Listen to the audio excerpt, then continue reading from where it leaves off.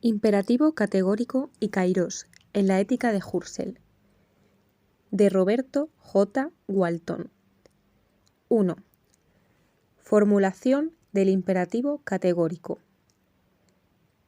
La ética de Husserl exhibe las dos vertientes de una axiología y una práctica, y se escinde en cada caso en una consideración formal y una consideración material. En su lado formal, la axiología se ocupa de leyes que valen para los valores con independencia de su contenido y culmina en la ley de la absorción, según la cual lo mejor absorbe lo bueno y lo óptimo todo lo demás. De modo que preferir un valor absorbido por uno mejor es efectuar una elección equivocada. Esto significa, según una expresión popular que Brentano retoma en su ética, que lo mejor es enemigo de lo bueno, es decir, que no se ha de desatender algo mejor frente a lo bueno y con mayor razón lo malo. En el terreno de la práctica formal, la ley de absorción conduce a una determinación del imperativo categórico con la siguiente fórmula: haz en todo momento lo mejor entre lo alcanzable, en toda la esfera sometida a tu influencia racional. Y Husserl añade: es la fórmula de Brentano en la que a mi juicio no se ha de mejorar nada esencial. Esta formulación se encuentra en los cursos de 1908-1909 y se reitera posteriormente. En un manuscrito de 1930, Husserl todavía se refiere a la dirección de la vida hacia lo mejor posible. No obstante, ya en un texto de 1911, considera que la expresión del imperativo categórico es provisoria y requiere cuidadosos análisis a fin de determinar su sentido, límites y presupuestos formales. Y esta tarea se le presenta como un verdadero fragmento fundamental de toda ética pura.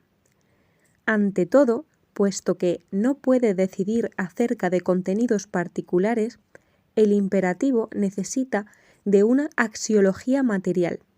Habrá, pues, complementaciones y correcciones.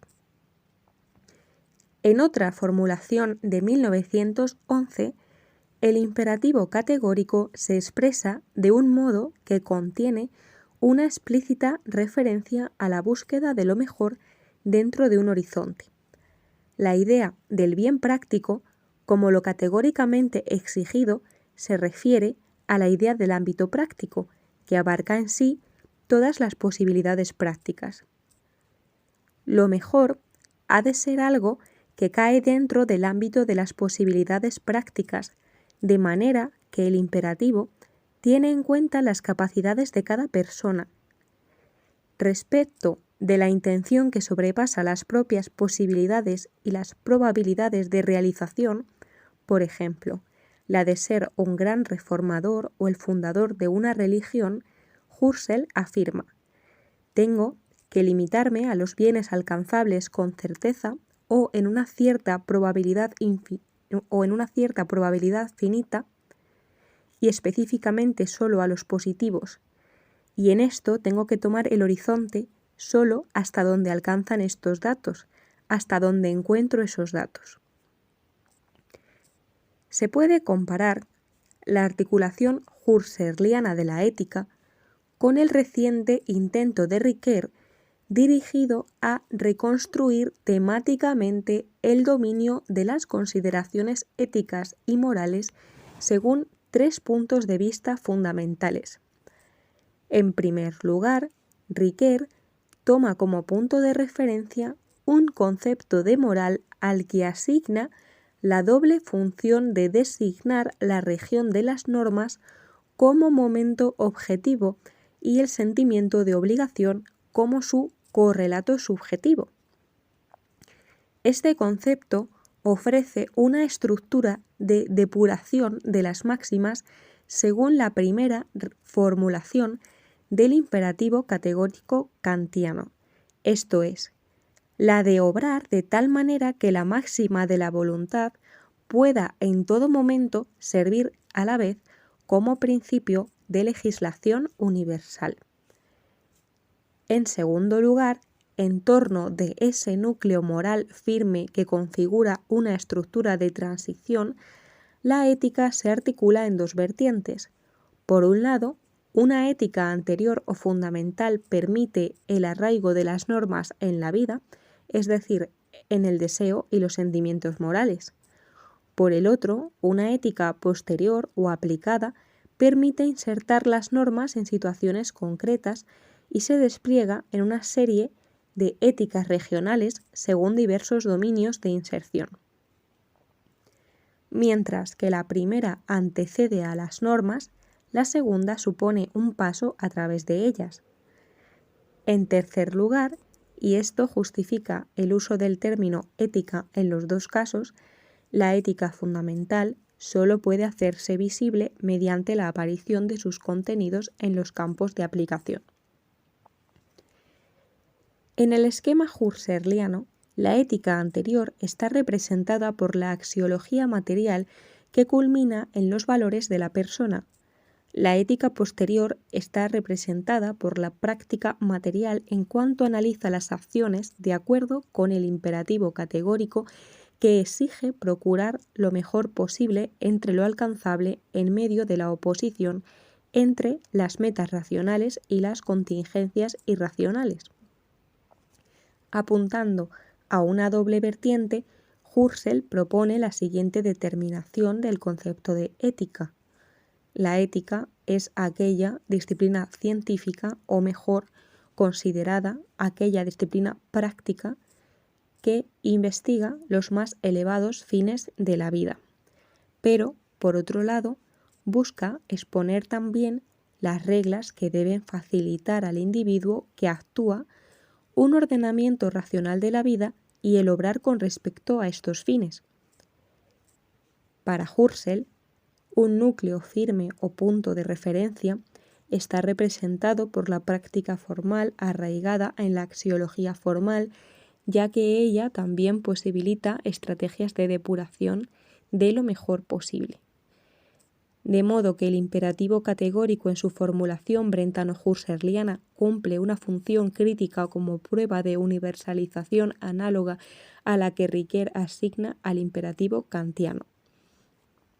La universalización en este caso implica dos inclusiones en el ámbito de las posibilidades que se han de considerar para determinar lo mejor posible, es decir, dos ampliaciones del horizonte.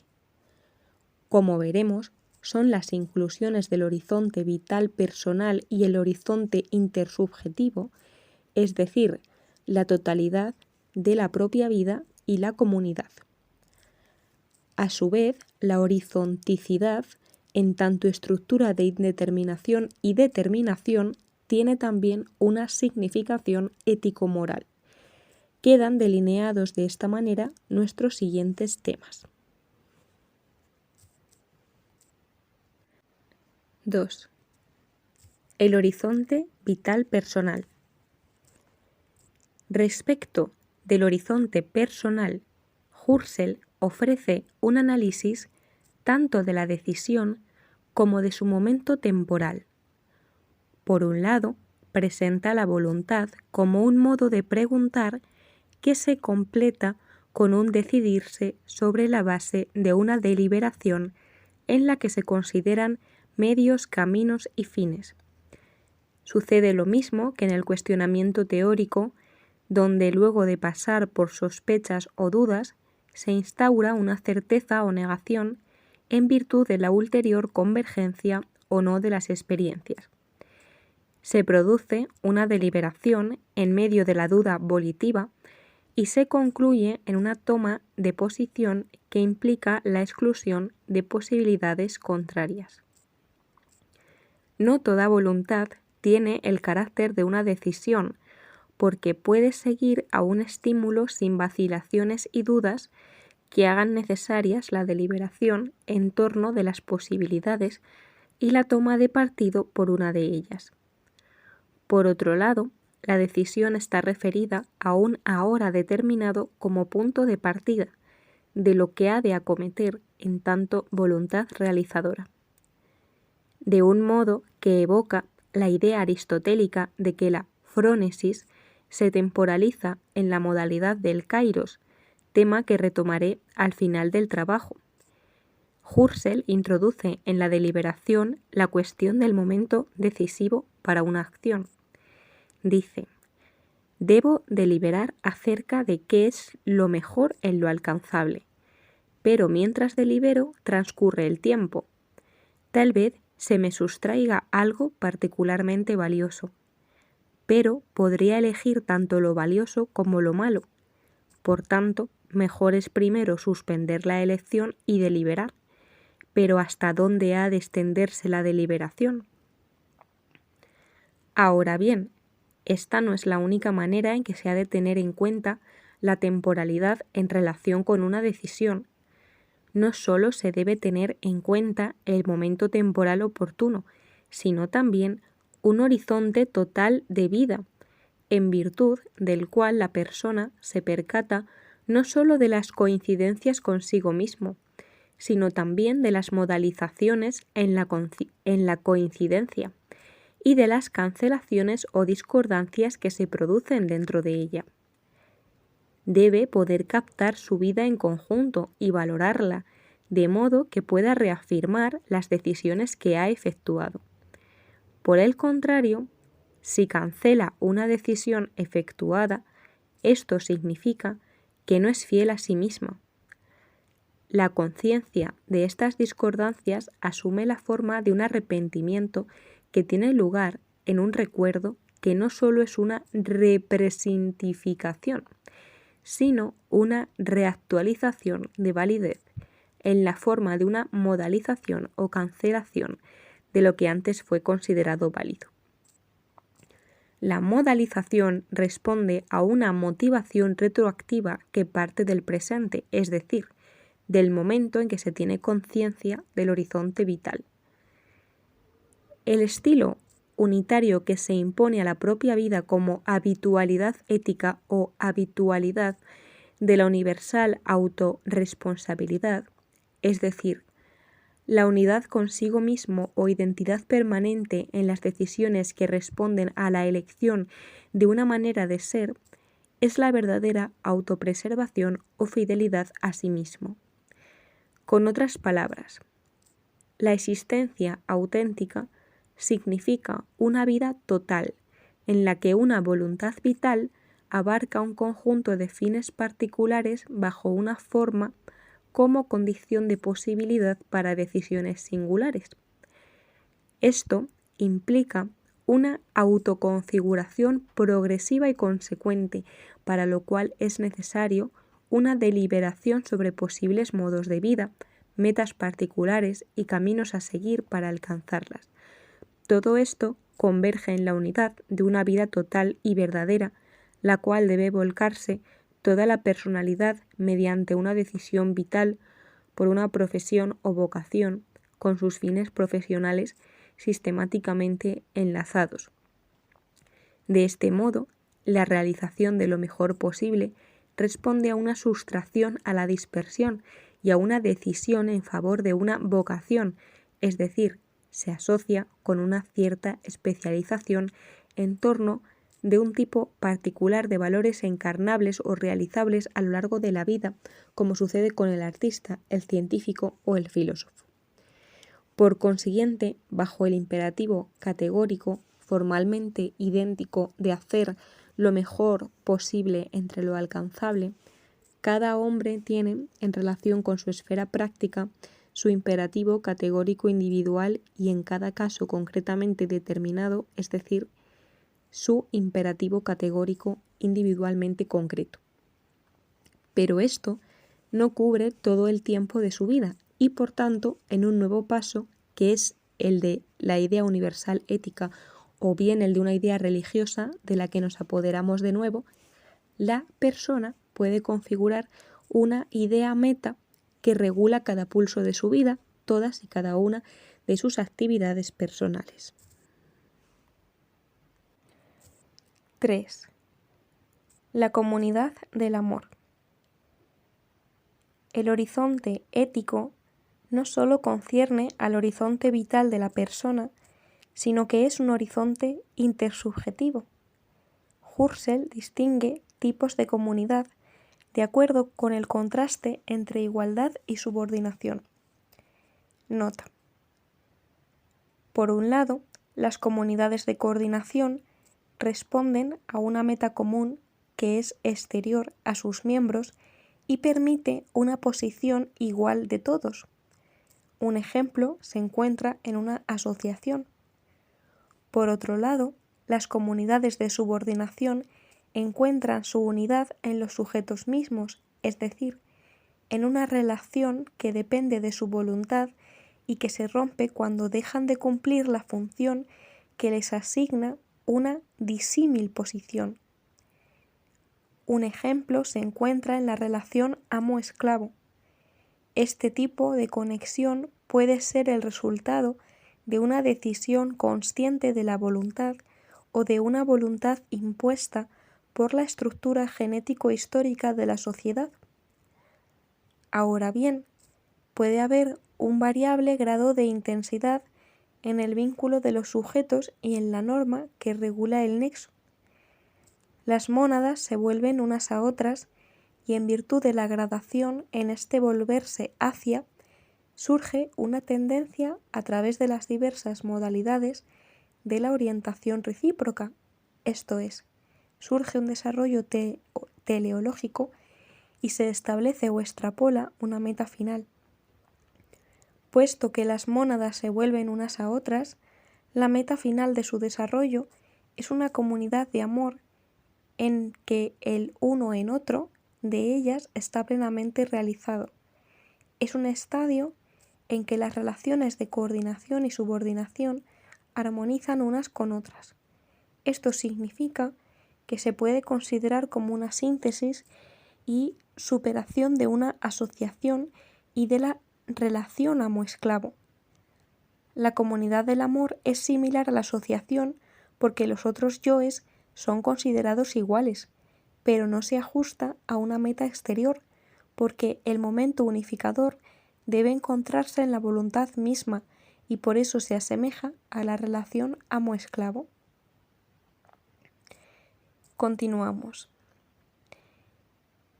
El nivel superior de comunidad es la comunidad ética o comunidad del amor ético en que, si tengo carácter de un sujeto de valor absoluto, debo asignar al otro esta misma dignidad en una actitud que no puede ser meramente teórica, sino que tiene que reflejarse en los ámbitos de la valoración, el sentimiento y la voluntad. Al referirse a una comunidad de comprensión en la que el yo y los otros forman la unidad de un nosotros, Husserl destaca el carácter absoluto de los sujetos éticos. Cada uno de estos otros vale para mí como el que por su parte es yo para sí y centro de la misma comunidad de comprensión, como humana práctica, del mismo nosotros como válido a partir de él. Al sentido de nosotros es inherente esta capacidad de intercambio identificante como una capacidad que teniendo yo como la mía, a la vez debo atribuir viceversa a los otros y así en todo momento los aprehendo, los co-comprendo. Husserl aclara que el amor primigenio es el amor de persona a persona que tiene el carácter de una unión dual y en que el amante responde a una invocación como protoforma del amor. En virtud de la unión dual, Husserl ha distinguido una forma de empatía que es ajena a la objetivación y tiene como rasgo distintivo una asimilación a la alteridad. Su rasgo característico reside en trascender el mero conocimiento del otro como objeto para atenerse a sus necesidades vitales en contraste con las propias en una actitud de auténtica solicitud y olvido de sí mismo. Husserl señala que se puede hablar en varios sentidos del autoolvido. En primer lugar, distingue dos posibilidades, La primera corresponde al hundirse o perderse en el otro, a través de un comportamiento meramente empatizante como experiencia del otro que no implica una praxis, y la segunda implica un comportamiento práctico respecto del otro. En el segundo caso, se presentan a su vez 3 niveles. En el primero no aparece el interés propio, es decir, me decido a favor del otro cuando está, por ejemplo, en peligro de muerte porque es maltratado por un tercero sin pensar en absoluto en mi propia autopreservación. En un segundo nivel se tiene conciencia del propio interés, pero se lo deja a un lado, de modo que no entre en juego para la decisión. Por último, el propio interés puede entrar en consideración para la decisión, de modo que hay un conflicto e inclinarse por el interés ajeno significa negar el interés personal. No es posible eliminar la presentación inherente a la empatía y captar al otro de un modo directo, porque ello implicaría una imposible fusión de los cursos de conciencia. Pero se alcanza un modo de la coincidencia empatizante en que lo que se elimina no es la dualidad de los sujetos, sino la dualidad de la motivación. Y esto significa que cada yo vive su vida y a la vez tiene participación en la vida del otro, en un vivir con, un vivir propio que se enlaza con el otro vivir propio. Lo coabarca y es abarcado de modo que toda la vida del alter pertenece también concomitantemente a la mía y la mía a la suya. En la comunidad de amor del ego y el alter ego se da el movimiento recíproco por el que la aspiración del uno ingresa en la del otro para siempre. En cada caso, la aspiración del otro es acogida completamente en el ámbito de la intencionalidad de la aspiración del amante. La solicitud amorosa por el otro o amor al prójimo da lugar al amor ético como la más elevada manifestación del uno en otro, que se intensifica cada vez más en el desarrollo del horizonte intersubjetivo. Los amantes no viven uno junto a otro, uno con otro, sino uno en otro, actual y potencialmente. En la comunidad del amor, del ego y el alter ego, se da el movimiento recíproco por el que la aspiración de uno ingresa en la del otro para siempre. En cada caso, la aspiración del otro es acogida completamente. El otro se encuentra permanentemente en el horizonte de mi vida y yo en el horizonte de la suya. Y el olvido de sí mismo se extiende en un horizonte de amor a la totalidad de los horizontes del otro, de modo que el horizonte de su vida se convierte en mi horizonte total.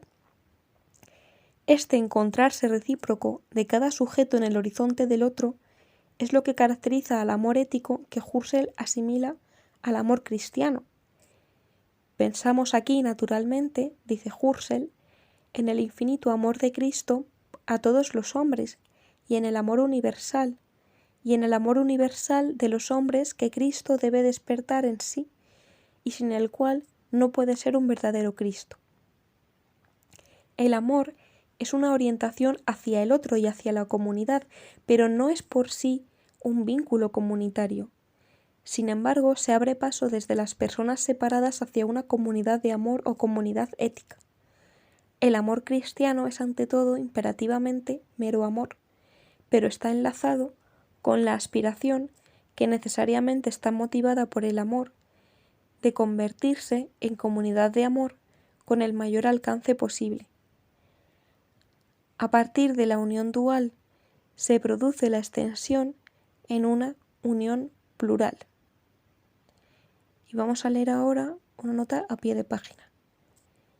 Husserl caracteriza el amor ético mediante la fórmula de Dostoyevsky con la que Levinas condensa reiteradamente su ética, esto es, la afirmación de que cada uno es culpable y responsable, y más que los otros, por toda la humanidad y por cada hombre individual. 4. Lo mejor posible e ideas infinitas. Los valores superiores del amor proporcionan un contenido al imperativo categórico de hacer lo mejor posible entre lo alcanzable. Se trata de un contenido muy peculiar porque son valores específicamente éticos cuya característica distintiva es, en tanto son valores absolutos para la persona o los valores de un deber absoluto, la exigencia de una realización. Por otro lado, este carácter absoluto, unido al carácter no momentáneo o de habitualidad permanente que alcanza el amor, tiene sus consecuencias para el análisis del imperativo categórico. A partir de los cursos de comienzos de la década del 20, Husserl insinúa la necesidad de algún tipo de reformulación para dar cuenta de aquellas situaciones en que surge un deber absoluto porque los valores de la persona no están sujetos a la ley de absorción, ya que su abandono implicaría el mal. Por ejemplo, una madre que salva a su hijo sabe que debe hacer eso sin ningún imperativo categórico. Nota. El amor funda un deber absoluto que escapa en toda otra consideración, como lo expresa Husserl en el siguiente texto. ¿Debe la madre primero deliberar y efectuar tales consideraciones sobre el más elevado bien posible? Toda esta ética del más elevado bien práctico, tal como fue derivada de Brentano y tomada por mí en sus rasgos esenciales, no puede ser la última palabra. Son necesarias delimitaciones esenciales. No se puede hacer justicia de esta manera a la vocación y al llamado interior. Existe un incondicional tú debes y tienes que hacer que se dirige a una persona que no está sujeta a una justificación racional y no depende para su obligación legítima de una tal justificación para el que experiencia esta afección absoluta. Esta afección precede toda explicación racional, aun cuando tal explicación es posible. Continúo. Además, sin llegar a este caso extremo, una persona puede tener la certeza de que ama a otra de una manera única, de modo que ese amor tiene un cierto carácter absoluto que escapa a toda comparación dentro de un horizonte de posibilidades prácticas. No obstante, aún frente a estas situaciones en que el carácter absoluto de la persona excluye una confrontación con otras posibilidades, Husserl sigue refiriéndose al imperativo categórico como una exigencia de vivir en la constante dirección hacia lo mejor posible. No hay un abandono del imperativo categórico, sino más bien, desde el punto de vista de la práctica material, una subordinación extrema a los valores del amor, y desde el punto de vista de la práctica formal, un mayor énfasis en la máxima realización de lo solo parcialmente alcanzado como una idea inalcanzable en sentido kantiano.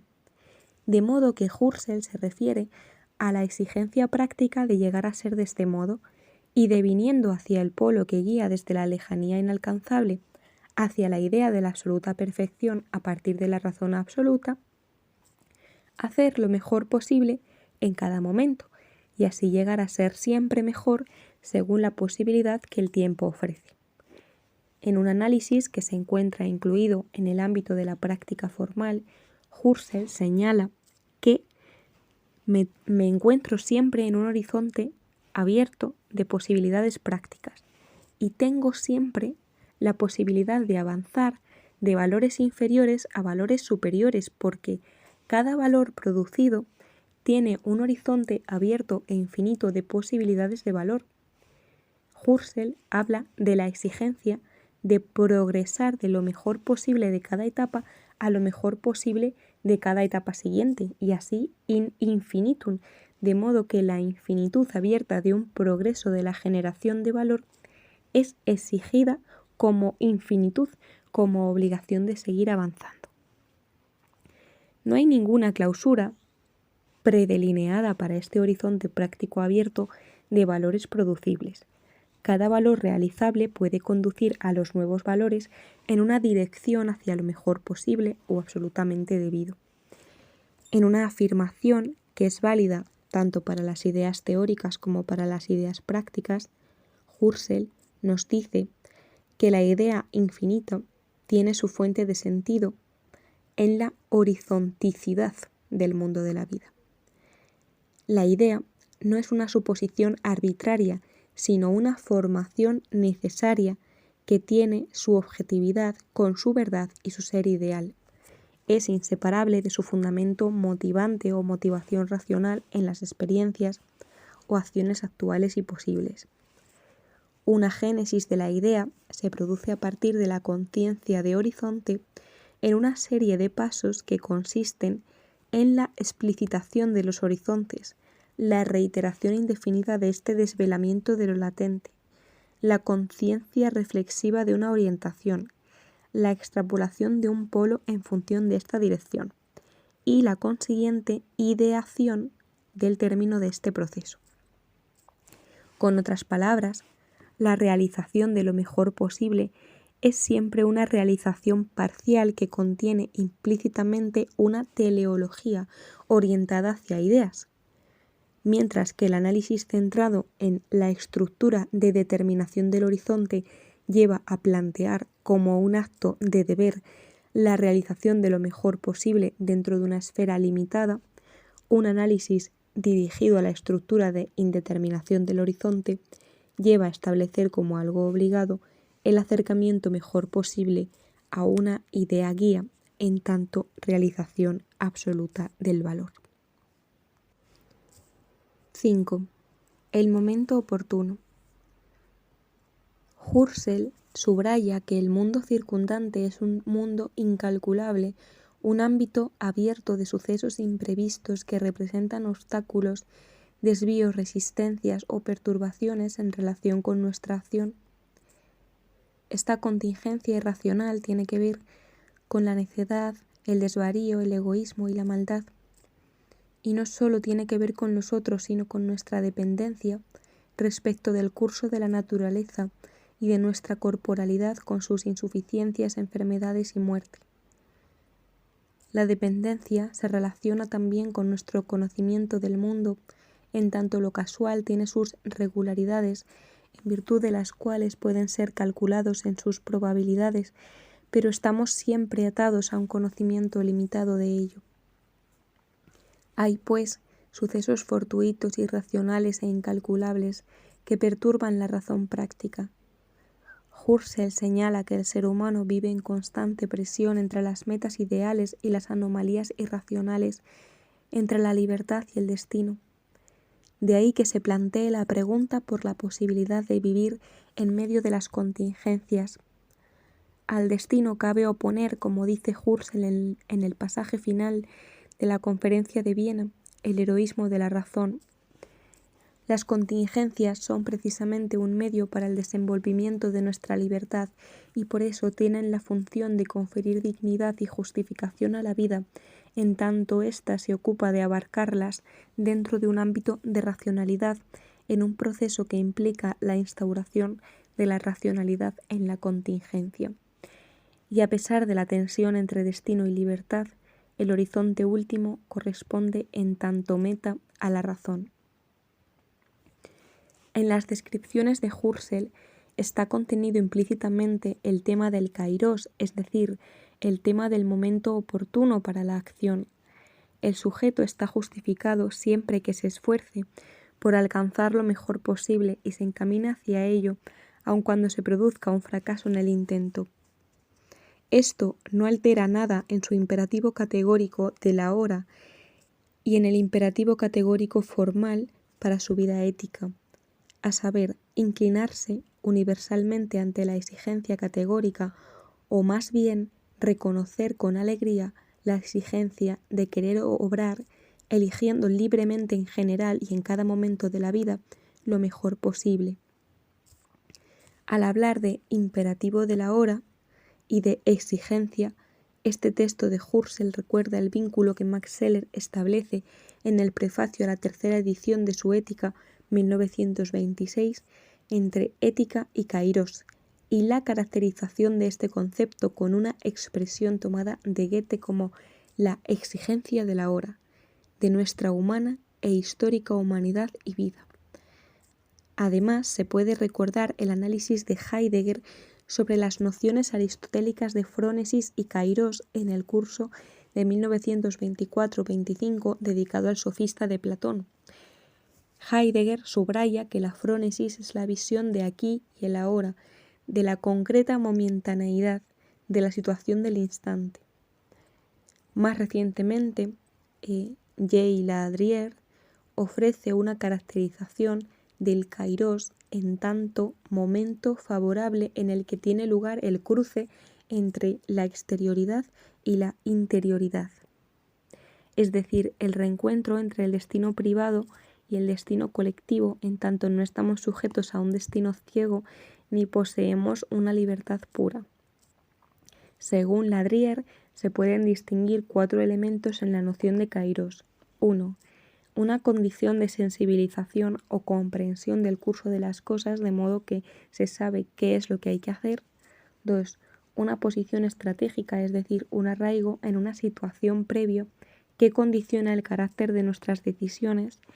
Y 3. El momento de la decisión por el cual una vida se compromete y asume las circunstancias. Y 4. Una cadena de acciones que conducen a un cambio como momento de efectividad. Sobre el trasfondo de estas consideraciones, que representan un uso explícito de la noción de kairos, es posible considerar su presencia implícita en las descripciones de Husserl sobre el horizonte ético y su enlace con las nociones de destino, instante y configuración. Ante todo, el imperativo de hacer lo mejor posible entre lo alcanzable obliga a tener en cuenta el horizonte de las posibilidades prácticas. Esto introduce una primera determinación, por así decirlo, abstracta, del kairos como momento favorable, en tanto un punto ahora del fiat, en tanto orientado a realizar lo mejor. Ahora bien, una característica del hombre es poder abarcar con la mirada toda su vida como una unidad constituida objetivamente para él. Por tanto, puede considerar la infinitud de las posibilidades del propio obrar, y en unión con esto, la infinitud de las posibilidades prácticas en el mundo circundante intersubjetivo. Con el desarrollo individual se produce una creciente multiplicidad y complicación de los proyectos y actividades.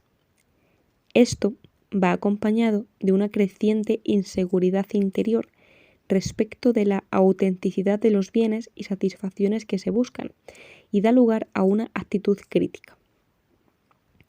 Además, hay una inseguridad exterior respecto de la posibilidad de alcanzar las metas, y con ello se introduce el tema del destino, de modo que la explicitación del horizonte de posibilidades prácticas, cuya consideración es exigida por el imperativo categórico, experimenta una doble bifurcación que introduce nuevas dimensiones o elementos del kairos más allá de la mencionada primera determinación. La primera bifurcación concierne a los componentes subjetivos del horizonte de posibilidades prácticas. Por un lado, se encuentran los actos de un sujeto, es decir, un horizonte vital personal en que lo mejor posible es la configuración de la propia vida según ideales de autenticidad. El kairos es entonces el instante oportuno para aplicación de un estilo de vida o habitualidad ética a la circunstancia particular como condición de posibilidad para la posesión de ese horizonte vital ético. Por otro lado, se encuentra un horizonte intersubjetivo en el que lo mejor posible está representado por una comunidad de amor con la mayor extensión posible. El kairos es, en este caso, el instante oportuno para responder al llamado del otro como forma previa del amor. La segunda bifurcación tiene que ver con una doble condición del horizonte de posibilidades prácticas. Por un lado, la horizonticidad es abierta e indeterminada y por tanto está sujeta a modalizaciones. Aquí es posible analizar la posible confirmación o decepción de intenciones éticas. Esto puede tener lugar en el propio horizonte vital, en cuyo caso se plantea el problema de la fidelidad a sí mismo, y el Kairos asume la figura del momento oportuno para la felicidad o el arrepentimiento. O bien puede tener lugar en relación con el mundo exterior, en cuyo caso se plantea el problema de la racionalidad y la irracionalidad del curso histórico, y el Kairos asume la figura de una posición estratégica en medio de esta antinomia para resolverla a favor de la racionalidad.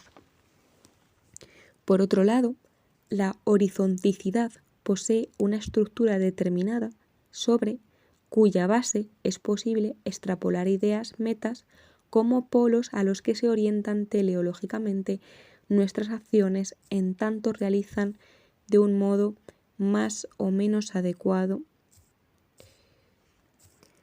esa determinación. El Kairos se asocia aquí con la capacidad o sensibilidad para comprender esa dirección teleológica y actuar consecuentemente. El siguiente cuadro presenta este análisis de las dimensiones del horizonte de posibilidades prácticas junto con las respectivas modalidades del Kairos. Tenemos aquí un esquema: imperativo categórico, flechita, horizonte de posibilidades prácticas. Debajo tenemos la condición de sensibilización y el momento de decisión. Del horizonte de posibilidades prácticas salen dos flechas, componentes y estructura. Dentro de componentes tenemos actos de un sujeto que llevan a un hombre auténtico, aplicación del estilo de vida, y en pluralidad de sujetos tenemos comunidad del amor, que es la respuesta al llamado. En la estructura, que era el otro apartado paralelo a componentes, tenemos estructura indeterminada, determinada o determinación indeterminada. La primera, indeterminación determinada, tiene otras dos flechas: fidelidad, que lleva a confirmación o decepción, y destino, que lleva a posición estratégica. Y en determinación indeterminada tenemos génesis de ideas metas y condición de sensibilización y momento de efectividad. Con la guía de la discriminación de elementos en el Kairos ofrecida por Ladrier, es posible distinguir en las descripciones husserlianas 1. Una condición de sensibilización, es decir, una comprensión del curso de las cosas a la luz del imperativo categórico. 2. Un momento de decisión relativo a un determinado ahora en el horizonte de las posibilidades prácticas. 3. Un momento de aplicación del estilo de vida ético que se ha adquirido. 4. Un momento de respuesta al llamado del prójimo. 5. Un momento de confirmación o decepción retroactiva del estilo de vida. 6. Una posición estratégica respecto del curso de los acontecimientos futuros. Y 7. Una nueva condición de sensibilización que se une a la comprensión de ideas metas y por tanto se asocia con un momento de efectividad en tanto implica una cadena de acciones que se orientan hacia esos polos. Resumen. El propósito de este artículo es analizar tanto el lado que se orienta al campo de posibilidades como el lado que se dirige al momento de una acción particular en la formulación husserliana del imperativo categórico. Haz en todo momento lo mejor entre lo alcanzable. En primer lugar, el autor examina el alcance de las posibilidades que Husserl considera a fin de delinear el mejor curso de acción. Este análisis desemboca en una doble ampliación del horizonte práctico. Por un lado, un horizonte personal de vida implica una habitualidad o estilo unitario, como una decisión que elige una profesión o vocación. Por otro, un horizonte intersubjetivo implica el logro de una comunidad del amor como la más alta forma de comunidad. En segundo lugar, el artículo explora la evolución del imperativo categórico con el objeto de subrayar su subordinación a los valores del amor y su orientación teleológica hacia una realización más perfecta de lo que sólo ha sido alcanzado parcialmente. Se sostiene que mientras la determinación en el horizonte de posibilidades prácticas lleva al examen de la mejor acción posible dentro de una esfera limitada, la indeterminación motiva la mejor aproximación posible a un ideal teleológico. Por último, se analiza el momento de una acción particular a fin de mostrar cómo la noción de kairos desempeña un papel en diferentes estadios en el desenvolvimiento del imperativo categórico que encierran un momento crítico de oportunidad. Palabras claves: ética, Husserl, imperativo categórico y kairos.